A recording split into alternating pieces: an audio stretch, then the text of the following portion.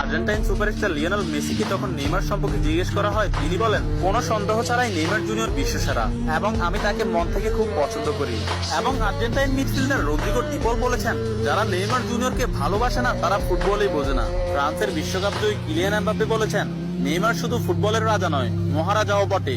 Argentine goalkeeper Emiliano Martinez বলেছেন, আমি Neymar জুনিয়রের অনেক বড় ভক্ত। আর্জেন্টাইন বিশ্বকাপ জয়ী তারকা ডিয়েগো ম্যারাডোনা বলেছেন, আগামী 10 বছরে 10 জন মেসি আসবে, কিন্তু আগামী 10,000 বছরেও একজন নেইমার আসবে না। পোল্যান্ড ও বার্সেলোনা স্ট্রাইকার রবার্ট লেভানডস্কি বলেছেন, নেইমারের মতো ফুটবলার জন্ম নিতে হলে আপনাকে 100 বছর অপেক্ষা করতে হবে। তাছাড়া ইংল্যান্ডের প্রিন্স ডেভিড বেকহাম বলেছেন, আজ পর্যন্ত এমন কোন ফুটবলার আমি দেখিনি যার ভেতর নেইমারের মতো ফুটবল আইকিউ আছে, এবং ফুটবলের ক্ষেত্রে কেউই নেইমারের লেভেলের নয়, সে দুর্দান্ত। এবং আর্জেন্টাইন বিশ্বকাপ জয়ী তারকা অ্যানহেল ডি মারিয়া বলেছেন, নেইমারের সাথে যে কোনো প্লেয়ারের তুলনা করা অপরাধ। ফ্রান্সের বিশ্বকাপ জয়ী তারকা কারিম বেনজেমা বলেছেন,